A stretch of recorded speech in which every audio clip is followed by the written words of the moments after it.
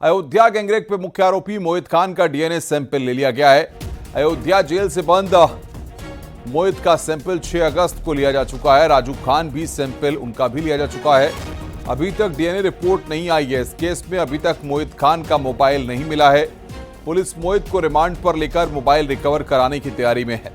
Ayodhya CO के मुताबिक सिर्फ मोहित खान ही नहीं, डीएनए एफएसएल रिपोर्ट कोर्ट में दाखिल की जाएगी। बता दें कि केजीएमयू में रेप कांड की पीड़िता का गर्भपात कराया गया है। इस प्रक्रिया में भ्रूण का डीएनए सैंपल लिया जा चुका है।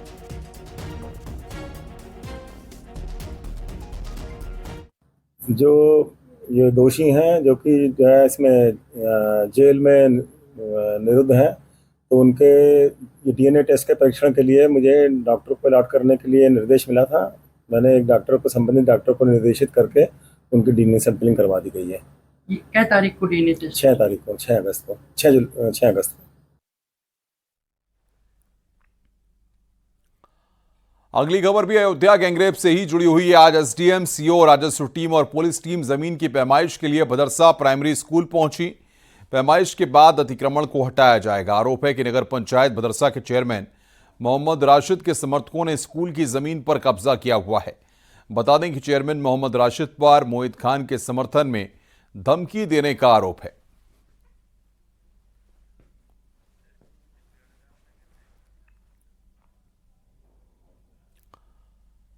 खबर बरेली से है। रिटायर्ड दरोगा के बेटे की हत्या कर दी गई। 150 रुपए के विवाद में दोस्तों ने पीट पीट कर मौत के घाट उतार दिया।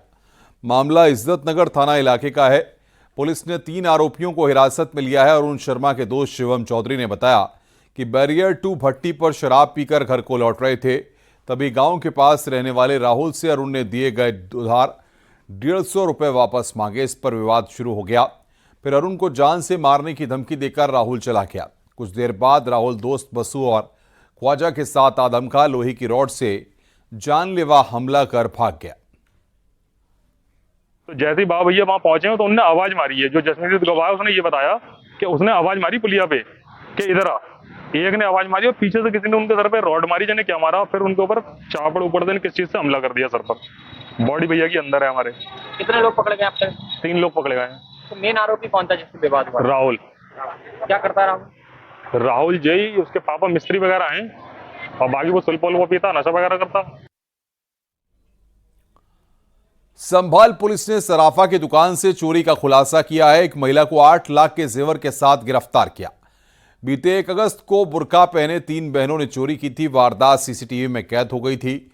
जेवर देखने के बहाने महिला ने काउंटर की दराज में रखे सोने के जेवर चुराए थे। चोरी की गई ज्वेलरी की कीमत 20 लाख बताई गई थी।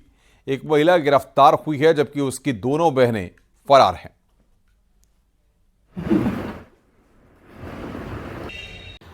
इस अभियुक्ता के कब्जे से लगभग 118.770 ग्राम ज्वेलरी बरामद की गई है, जिसकी लगभग कीमत 8 लाख रुपए है। बरामद ज्वेलरी में राजकोटी, अंगूठी, बाली इत्यादि हैं। इस अभियुक्ता के अन्य 2 साथियों की तलाश की जा रही। शीघ्र ही उन्हें भी गिरफ्तार करते हुए संपूर्ण बरामदगी की जाएगी एवं कठोर विधिक कार्रवाई सुनिश्चित की जाएगी। केंद्रीय मंत्री किरेन रिजिजू ने आज लोकसभा में वक्फ संशोधन बिल पेश किया। उनके बिल पेश करते ही संसद में हंगामा होने लगा। इस बिल का Congress, SP, NCP, Sharad Pawar, AIMIM, CPIM, IUML, DMK, RSP ने विरोध किया है। कांग्रेस सांसद केसी वेणुगोपाल राव ने कहा कि सरकार कम्युनिटीज के बीच में विवाद पैदा करना चाहती है। एसपी के सांसद मोहिबुल्लाह बोले, वक्फ संशोधन बिल मुस्लिमों के हकों के खिलाफ है। यह बिल मजहब में दखलंदाजी है। वहीं अखिलेश यादव ने सदन में कहा कि यह बिल संविधान के खिलाफ है। वक्फ अधिनियम 1995 में संशोधन बिल पास होने के बाद वक्फ बोर्ड किसी भी संपत्ति को अपना नहीं बता सकेगा। अभी वक्फ के पास किसी भी जमीन को अपनी संपत्ति घोषित करने की शक्ति है। जमीन पर दावे से पहले उसका वेरिफिकेशन करना होगा। इससे बोर्ड की मनमानी पर रोक लगेगी। वहीं इस बिल को संसद में ज्वाइंट पार्लियामेंट्री कमेटी को भेजने की सिफारिश की गई है।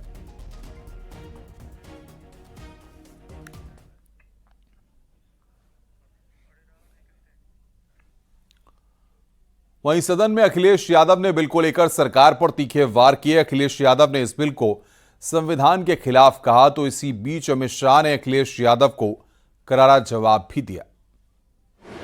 मैं माननीय सदस्य एन.के. प्रमाचंद्रन जी ने जो कहा और माननीय सदस्यों ने जो कहा, मैं उससे अपनी बात को जोड़ता हूं। ये बिल जो इंट्रोड्यूस हो रहा है, ये अध्यक्ष महोदय बहुत सोची समझी राजनीति के तहत हो रहा है। अध्यक्ष महोदय, जब लोकतांत्रिक तरीके से चुने जाने की पहले से प्रक्रिया है, तो उसको नॉमिनेट क्यों किया जा रहा है? वहीं जहां अन्य धार्मिक जो मसले हैं, बॉडीज हैं, उनमें कोई गैर बरादरी का नहीं आता है। मान लीजिए वक्फ बोर्ड में गैर मुस्लिम को शामिल करने का औचित्य क्या बनता है? और अध्यक्ष महोदय, इतिहास के पन्नों को अगर हम पलटें, अगर आप जिला अधिकारी को सब ताकत दे देंगे। वहीं कांग्रेस ने सरकार के इस बिल को मजहबी बंटवारा बताया। कांग्रेस सांसद इमरान मसूद ने क्या कुछ कहा, यह भी आपको सुनाते हैं। मान्यवर, हम लोग संविधान की कसम खा करके यहाँ आए और इस संविधान की धज्जियां इस विधेयक के अंदर उड़ाने का काम किया जा रहा है। आर्टिकल 15 के अंदर धर्म, नस्ल, जाति, लिंग, जन्म स्थान के आधार पर भेदभाव करने को, मान्यवर, मैं आपकी हंसी को समझ रहा हूं, लेकिन ये बहुत गंभीर और महत्वपूर्ण विषय है। अभी हमारे माननीय सदस्य कह रहे थे कि मंदिर और मस्जिद के मसलों में फर्क नहीं कर पा रहे। मैं बताना चाहता हूं, वक्फ बोर्ड मस्जिदों का प्रबंधन करने का काम करता है और वक्फ बोर्ड के तहत ही मस्जिदें सारी की सारी आती हैं। और वहीं वक्फ बिल को लेकर मायावती का ट्वीट भी सामने आया। मायावती ने निशाना साधते हुए लिखा है कि केंद्र और यूपी सरकार की मस्जिद, मदरसा, वक्फ के मामलों में जबरदस्ती की दखलंदाजी और मंदिर, मठ जैसे धार्मिक मामलों में अति दिलचस्पी लेना संविधान और उसकी धर्मनिरपेक्षता के सिद्धांत के विपरीत है। ऐसी संकीर्ण और स्वार्थ की राजनीति क्या जरूरी है? सरकार राष्ट्र धर्म निभाए।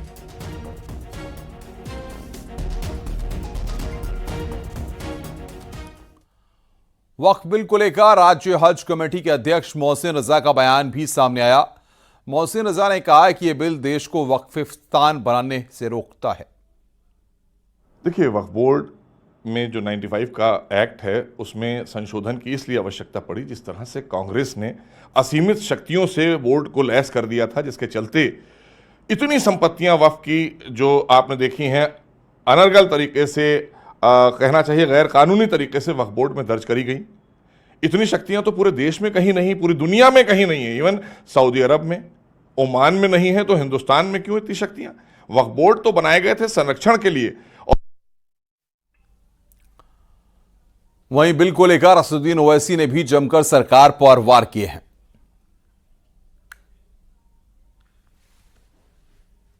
Waqf properties, sir, are not public properties. By removing waqf by user, this government wants to take over dargah, masjid and waqf properties. Sir, take this example of 107. You have made it more difficult to be removed. Encroachment happen. Section 37 removes protection to waqf properties. Section 40 prejudicial amendments. And the government is, sir, खत्म कर, government बोल रही है, sir मैं खत्म कर रहा हूं सर, आधा मिनट। गवर्नमेंट कह रही है कि हम महिलाओं को दे रहे हैं। मुझे यकीन है कि आप बिल्किस बानो को और जकिया जाफरी को मेंबर बनाएंगे, मुझे यकीन है। मैं आपसे जानना चाह रहा हूं सर कि ये जो आप बिल ला रहे हैं, आप देश को बांटने का काम कर रहे हैं, जोड़ने का काम नहीं कर रहे हैं। आप दुश्मन हैं मुसलमानों के, उसका सबूत ये बिल है। मुख्यमंत्री योगी आदित्यनाथ ने राजधानी लखनऊ में हेल्थ सिटी हॉस्पिटल का उद्घाटन किया। इस दौरान आयोजित कार्यक्रम में deputy CM Brajesh Pathak, mayor Sushma Kharakwal समेत कई प्रशासनिक अधिकारी मौजूद रहे। सीएम योगी ने कहा कि हमारी सरकार का उद्देश्य आम जनता को बेहतर सेवाएं उपलब्ध कराना है। उन्होंने कहा कि उत्तर प्रदेश में कानून व्यवस्था की मजबूत स्थिति और सुरक्षित माहौल के चलते लगातार निवेश हो रहा है। 5 लाख रुपए तक की निःशुल्क स्वास्थ्य की सुविधा के लिए सरकार उस धनराशि को वहन करती है और यह 1 वर्ष के लिए, फिर उसके बाद अगले वर्ष फिर उसको हम 5 लाख की सुविधा उपलब्ध करवा देते हैं और इसमें विस्तार भी होने जा रहा है। साथ साथ अगर फिर भी पेशेंट के पास सुविधा नहीं है, गरीब है, तो मुख्यमंत्री राहत कोष से भी हम उसे धनराशि उपलब्ध करवाते हैं, क्योंकि हर व्यक्ति को स्वास्थ्य की सुविधा प्राप्त करने का अधिकार है। उसकी पारिवारिक स्थिति, उसके अपने खर्चे हैं, बहुत सारी उसकी आवश्यकताएं होती है, सरकार उसमें सहयोग करेगी। तो आज ये स्वस्थ प्रतिस्पर्धा निजी क्षेत्र को भी और सरकारी क्षेत्र में चलने वाले संस्थान मिलकर के कार्य करेंगे तो हम न केवल उत्तर प्रदेश बल्कि अगल बगल के राज्य 5 लाख रुपए तक की निःशुल्क स्वास्थ्य की सुविधा के लिए सरकार उस धनराशि को वहन करती है। और यह 1 वर्ष के लिए, फिर उसके बाद अगले वर्ष फिर उसको हम 5 लाख की सुविधा उपलब्ध करवा देते हैं। और इसमें ब्रिटेन की हाई कमिश्नर ने लखनऊ में सीएम योगी आदित्यनाथ से मुलाकात की। इस मुलाकात के दौरान दोनों नेताओं ने आर्थिक सांस्कृतिक सहयोग पर चर्चा की है। सीएम योगी आदित्यनाथ ने यूपी में निवेश और पर्यटन के अवसर पर चर्चा की।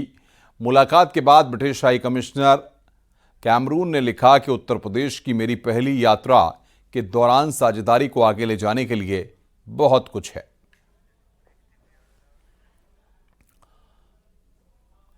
और इस बीच बड़ी खबर आ रही है, कानून व्यवस्था को लेकर मुख्यमंत्री योगी आदित्यनाथ समीक्षा बैठक कर रहे हैं। बड़ी खबर इस वक्त की, बैठक में सीएस, गृह, डीजीपी, एडीजी और सभी जिलों के एसएसपी, एसपी भी बैठक में शामिल हैं। सभी जिलों के डीएम और मंडल कमिश्नर भी बैठक में मौजूद हैं। ये बड़ी खबर इस वक्त हम आपको बता रहे हैं। कानून व्यवस्था को लेकर यहां पर बैठक कर रहे हैं मुख्यमंत्री। ये बड़ी खबर,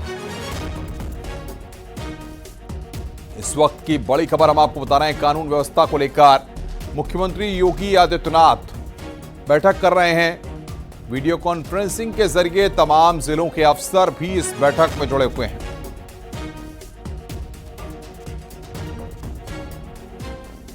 तो कानून व्यवस्था को लेकर यहां पर मुख्यमंत्री योगी आदित्यनाथ बैठक कर रहे हैं। ये बड़ी खबर यहां पर हम आपको बता रहे हैं। इस वक्त की ब्रेकिंग न्यूज, सभी जिलों के डीएम, एसपी, मंडल कमिश्नर, आईजी, डीआईजी भी इस बैठक में जुड़े हैं। ये बड़ी खबर हम आपको बता रहे हैं। इस वक्त की ब्रेकिंग न्यूज हम आपको बता रहे हैं। मुख्यमंत्री योगी आदित्यनाथ कानून व्यवस्था को लेकर बैठक कर रहे हैं।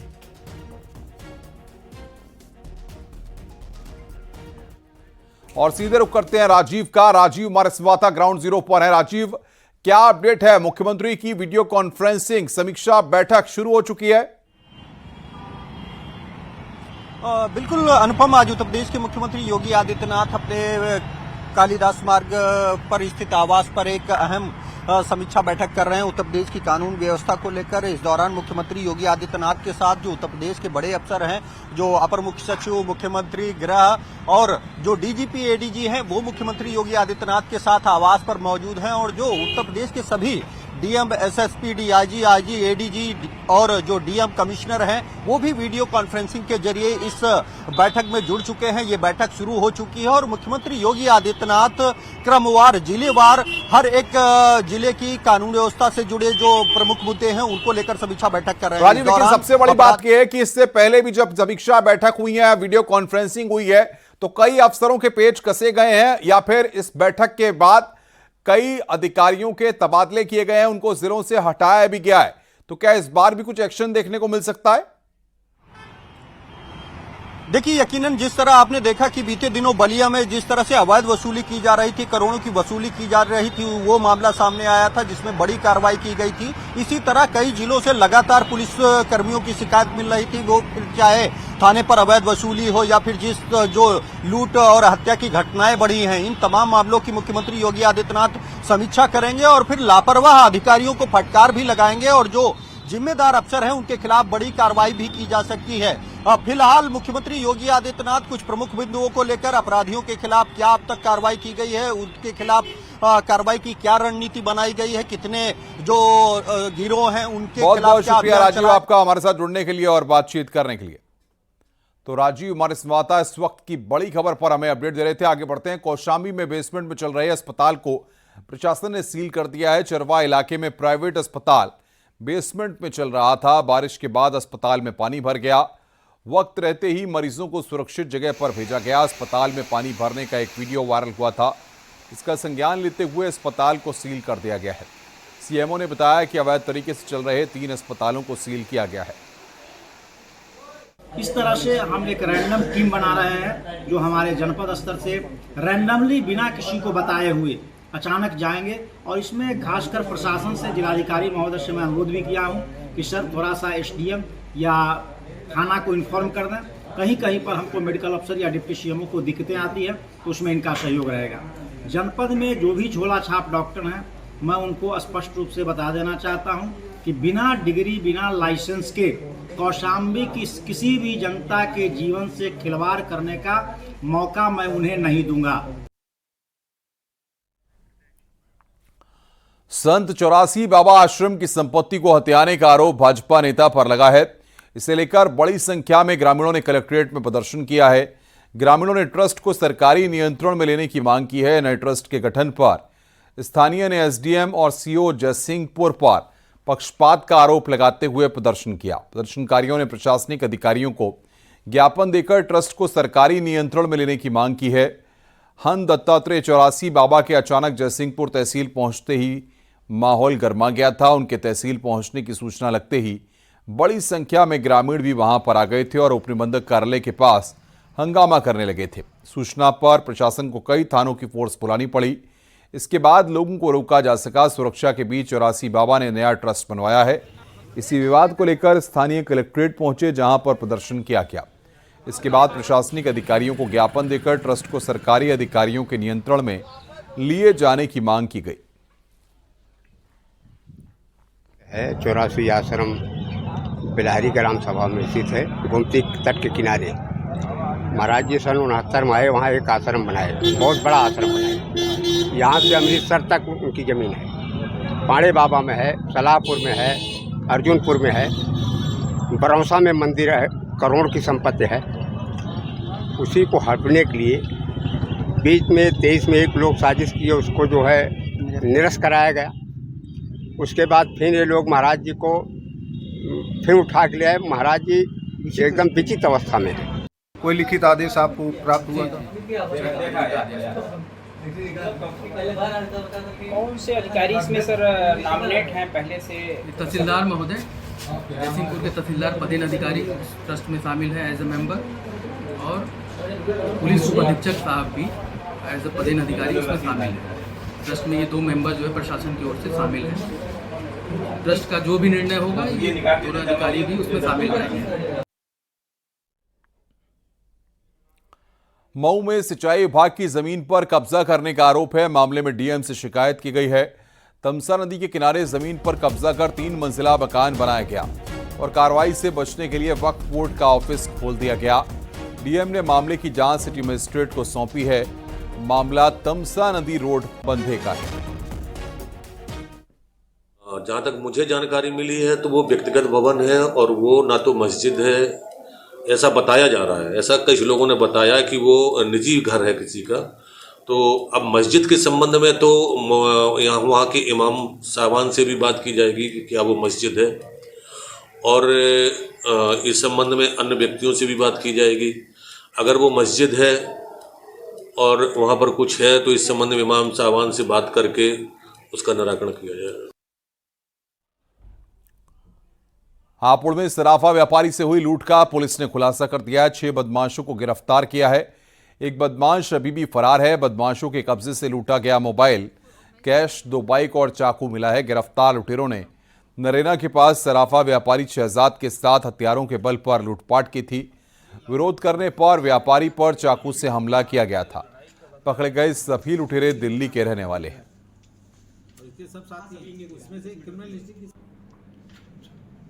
हम लोगों ने इसमें 2 मोटरसाइकिल भी जो घटना में प्रयोग किया था उसकी रिकवरी हुई। एक अवैध तमंचा, एक जिंदा कारतूस 315 बोर का, 3 जो चाकू मार करके इन्होंने घायल कर दिया तो चाकू की भी बरामदगी हुई है। इस प्रकार इनको सबको जेल भेजा जा रहा है। घटना में समझ